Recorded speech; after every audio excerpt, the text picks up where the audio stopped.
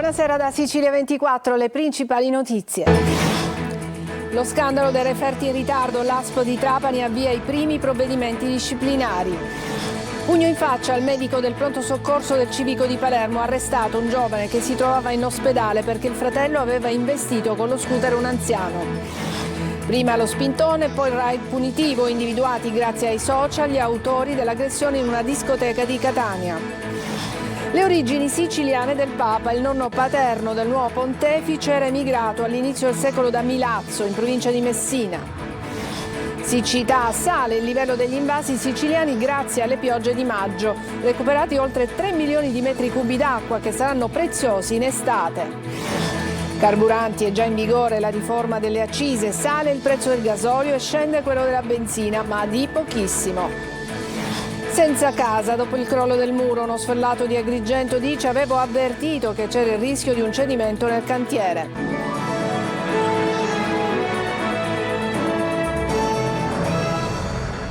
Bentrovati, in apertura vi parliamo dello scandalo dei referti oncologici all'ASP di Trapani. Arrivano i primi provvedimenti disciplinari nei confronti dei medici dopo l'indagine interna aperta da Danilo Palazzolo, che al momento sostituisce il direttore generale sospeso dalle regioni. Intanto lo stesso ex manager Croce ha inviato una terza memoria difensiva al giudice. Laura Spanò. Arrivano i primi provvedimenti disciplinari a seguito dell'indagine interna sulla vicenda dei gravi ritardi dei referti istologici avviati il 4 aprile scorso dal sostituto del direttore generale dell'ASP di Trapani, Danilo Palazzolo. L'indagine doveva servire a individuare eventuali responsabilità civili, amministrative, contabili ed erariali anche in relazione al danno d'immagine. Il primo provvedimento disciplinare è stato avviato nei confronti di un dirigente medico dell'ospedale Sant'Antonio Abate di Trapani. Ora l'ASP dovrà attendere le controdeduzioni del dirigente chiamato in causa. Nessuna azione invece è stata avviata nei confronti del direttore di anatomia patologica, il dottore Messina. L'ASP non può procedere perché il medico è in pensione dal 1 novembre 2024. Nei prossimi giorni dovrà essere decisa anche la sorte del direttore generale dell'ASP Ferdinando Croce, in atto sospeso dalla regione dopo lo scandalo sui ritardi dei referti, il cui ricorso contro il provvedimento è stato respinto dal Tribunale del Lavoro di Trapani.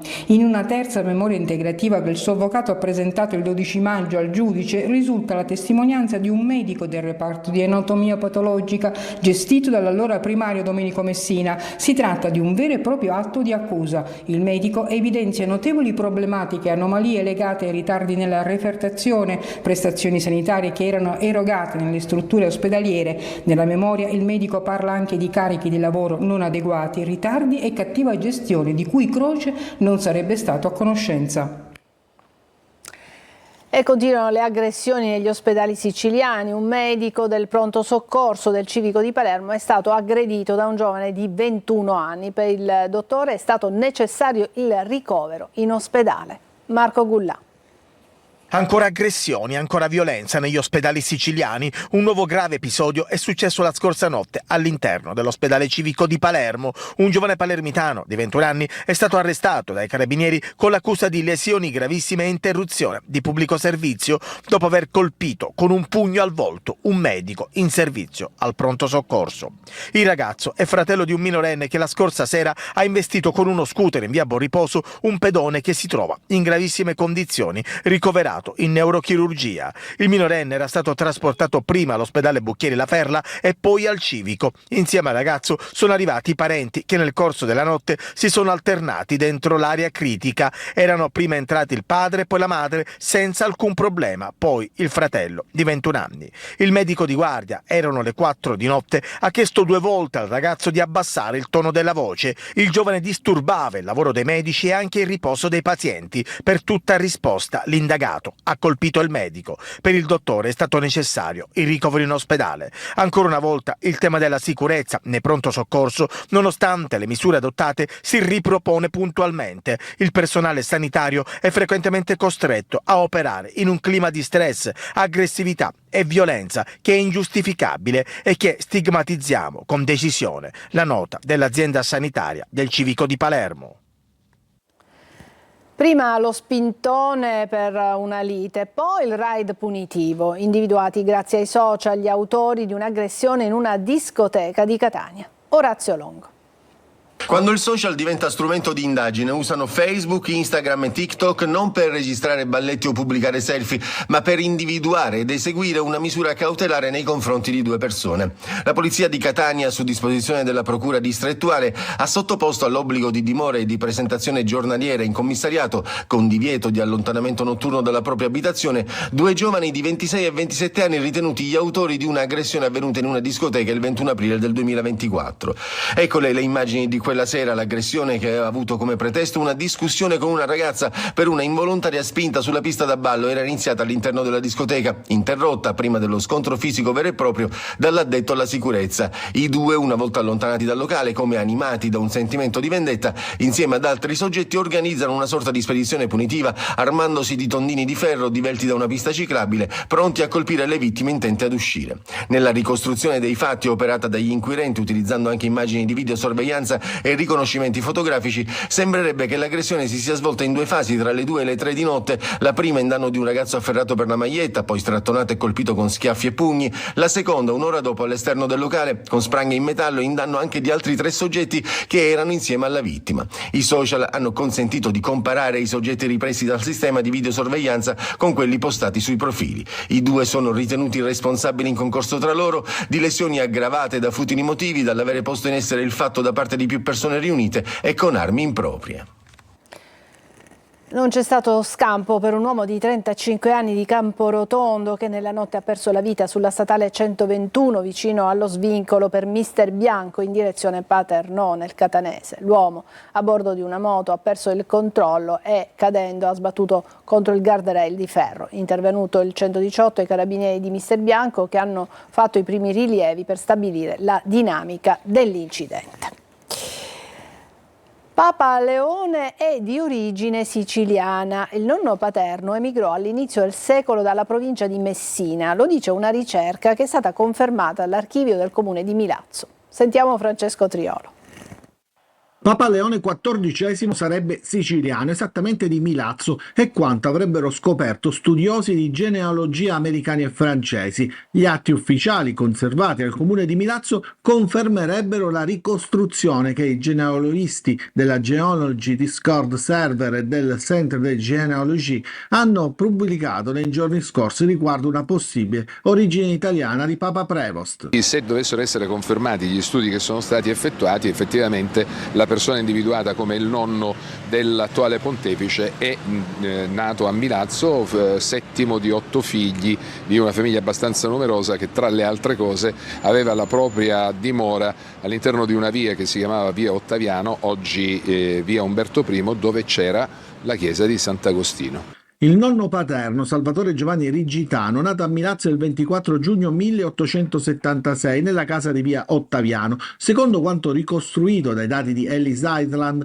il nonno del pontefice emigrò in America nel 1904. Lì diventa John, conobbe Susanna e poiché era sorto un caso, visto che era già sposato, decise di cambiare cognome in Prevost, il cognome della madre e la nuova moglie. Intanto aveva iniziato a insegnare lingue, italiano incluso, e proprio al suo lavoro si lega la chiave di questo giallo, un annuncio pubblicitario di un tale Rigitano Prevost sul Chicago Tribune del 6 maggio del 1934. Nel 1940 poi è lui stesso a dichiarare, come richiesto dalle autorità, di non essere cittadino americano, di chiamarsi John Rigitano Prevost, ma di essere arrivato negli Stati Uniti con il nome di Salvatore Giovanni Rigitano.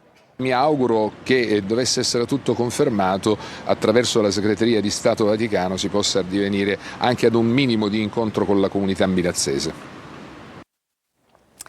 Parliamo di siccità, sale il livello degli invasi siciliani grazie alle piogge di maggio. Sono stati recuperati oltre 3 milioni di metri cubi d'acqua che saranno preziosi la prossima estate. Manlio Viola.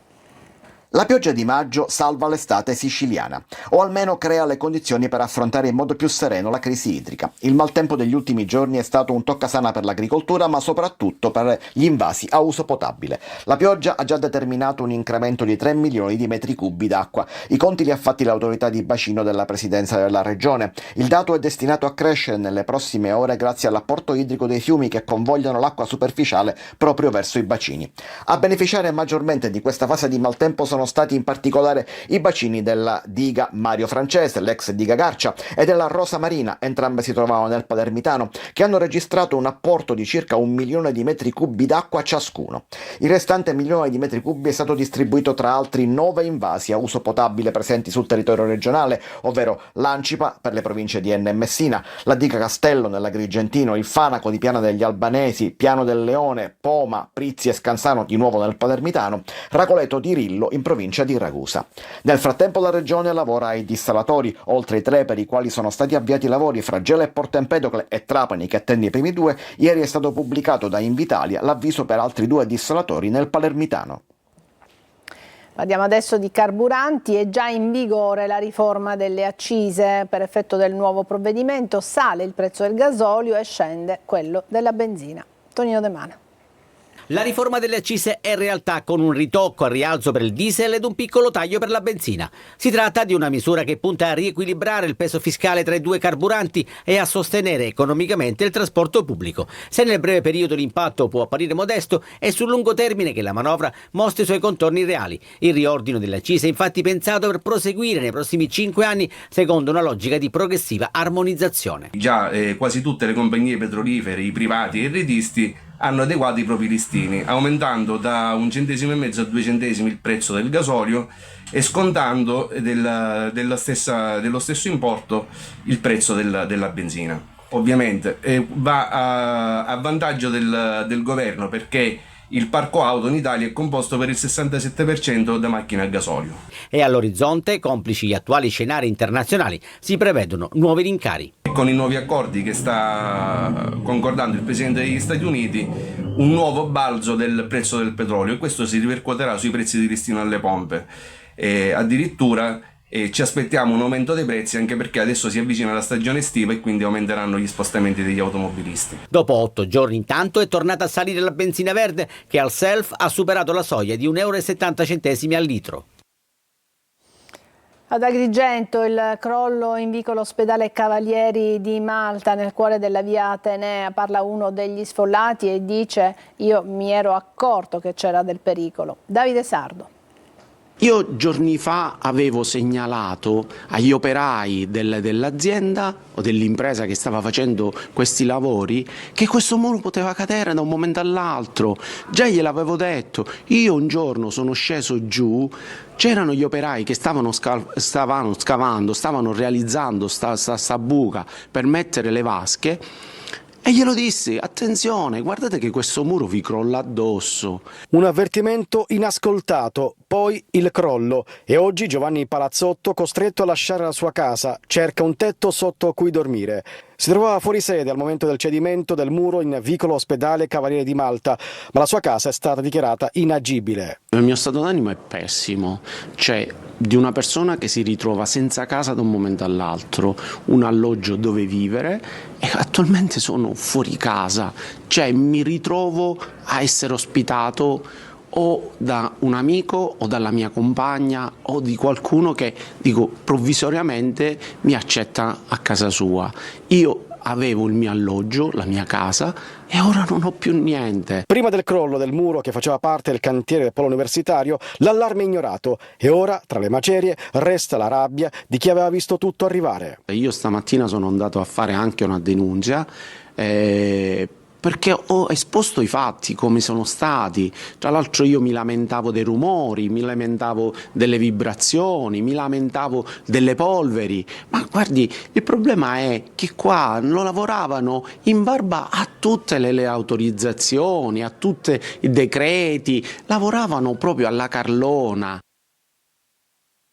Domani mattina, a partire dalle 5:30, scatteranno le operazioni di brillamento dei massi pericolosi sulla via Garipoli a Taormina. Verrà chiuso anche un tratto di autostrada. Vediamo quali sono i provvedimenti messi in atto. Francesco Triolo.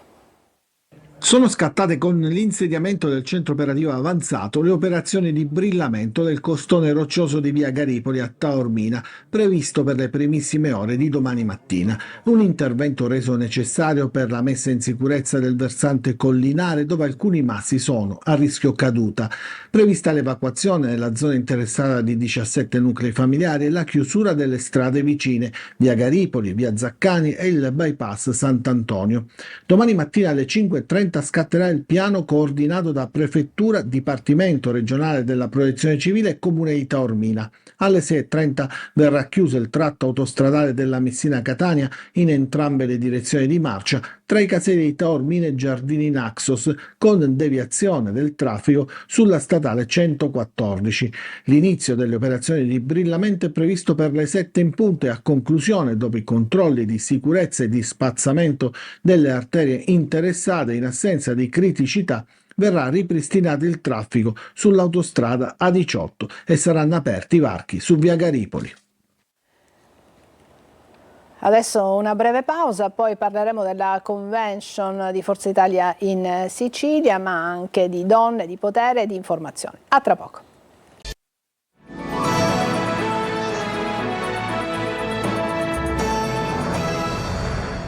Eccoci alla politica. Schifani ha governato bene. A dirlo è il vice premier e segretario di Forza Italia Antonio Tajani alla convention del partito a Noto. Condivide Schifani la linea del presidente della regione e conferma la sua ricandidatura alle prossime regionali.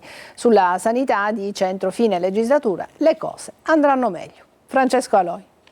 Schifani candidato alle prossime regionali. La conferma arriva direttamente da Antonio Tajani. Il vicepremier è in Sicilia, però in veste di segretario del suo partito. E dalla convention di Forza Italia, Noto, rinnova il suo totale sostegno a Schifani. Ha governato bene, è uomo di grande esperienza, grandi risultati. Cresce nei sondaggi, quindi è giusto che continui a fare il presidente della regione. La regione intanto ha detto no alla proposta di WeBuild sui nuovi dissalatori, progetto troppo costoso, ma da Palazzo dei Normanni assicurano che entro 60 giorni ne saranno attivati 3, a Trapani, Gela e Porto Empedocle. Non si possono fare spese che gravano troppo sui cittadini e quindi questo è il motivo per il quale è stato risposto di no, ma che è soltanto una scelta tecnica, non di tipo politico. Ma in Sicilia, oltre alla siccità, c'è il problema della sanità. Credo che entro la fine di questa legislatura regionale le cose andranno meglio. Donne, leadership e diritti. A Sostampa Catania questa mattina ha posto al centro di un incontro una provocazione. Donne in campo senza bisogno di pari opportunità. Eva Spampinato. In Italia le donne studiano di più, si laureano prima e con voti più alti rispetto agli uomini, ma quando si tratta di potere qualcosa si spezza. È quanto emerge dal report 2025 Sesso e Potere, un'indagine che squarcia il velo su una realtà ancora profondamente ineguale. Se in qualche modo pensavamo che le donne avessero preso il sopravvento rispetto agli uomini in quelli che sono gli ambienti decisionali, questo report ci dice che assolutamente non è così. Se ne è parlato oggi durante un incontro su donne, leadership e diritti promosso da Sostampa e dalla Commissione Pari Opportunità e di Genere del Sindacato dei Giornalisti. Un appuntamento per riflettere sulla realtà professionale femminile in Italia, dove nonostante il merito e le competenze, le donne restano spesso ai margini del potere. Su 135.000 posizioni di potere, solo il 35% è ricoperto da donne. Solo il 20% delle università italiane, ad esempio, ha un rettore donna. Se poi prendiamo l'ambito del giornalismo, i quotidiani abbiamo solo 2 direttrici su 15.000 donne che lavorano nell'ambito del giornalismo. Qual è il passo più importante da compiere per trasformare il talento femminile in reale leadership? Certamente occorre un passo culturale verso la fiducia nei confronti delle capacità delle donne di affermarsi. La Costituzione italiana, le leggi hanno fatto molto per cambiare un po' il corso della storia. Ovviamente manca l'ultimo passo perché questa condizione della donna sia davvero consolidata. Adesso una breve pausa e poi il calcio. A tra poco.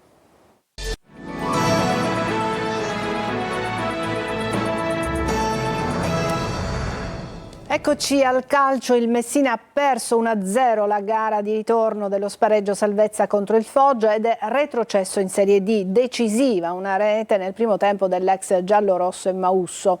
Nella ripresa il Messina ha fallito un rigore con Luciani. E adesso parliamo in casa Catania, cosa succede? Alla settimana prossima partirà anche in termini di organico la programmazione per il prossimo anno e si comincia da alcune certezze. Marco Carli.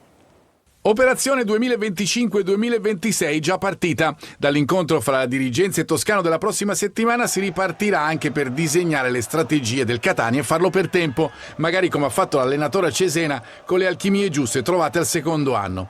Ma da chi riparte il Catania? Sicuramente da Dini, capace di trascinare i suoi con una serie di interventi importanti. Nell'immaginario collettivo resta la doppia parata sul rigore di Caturano e poi su Schimmenti, ma ce ne sono state altre anche nell'ultimo atto a Pescara. In difesa i capisaldi sono Di Gennaro, trascinatore e guida del reparto arretrato e anche del gruppo. A Pescara a fine primo tempo dichiara che la squadra ci crede e darà tutto ed è lui a segnare la rete del vantaggio che illude su un potenziale passaggio del turno. E poi Ierardi, partito titolare, poi finito nel dimenticatoio, diventato fondamentale nel finale, lo sarà anche nella prossima stagione. Anastasio, gol e assist, e Raimo, corse ed equilibrio tattico rappresentano ipotesi di spessore. A centrocampo spicca Quaini, squalificato per 4 turni dopo il finale di Pescara, ma una stagione di ottimo livello anche per merito della sua duttilità. Di Tacchi un leader, la sua assenza ha pesato nei periodi difficili, quando è rientrato ha ripreso in mano la mediana. Lunetta, Stoppa e Jimenez sono giocatori che hanno dato un contributo anche importante in taluni casi, anche se nel caso di Jimenez qualche altalena di rendimento, se modificata, può farlo diventare un vero protagonista. Come è stato inglese, 16 gol stagionali, contiamo anche quelli con Turris e Taranto, partite giocate che per la classifica marcatori devono avere un peso. Con un'alternativa o un compagno di reparto potrà dare ancora di più e per questo ci potrebbero essere, in attesa del mercato, Cicerelli con Cianci al rientro dalla Ternana se i rossoverdi non vanno in B. Ci fermiamo qui, è tutto per questa edizione di Sicilia 24. Grazie per averci seguito, buona serata.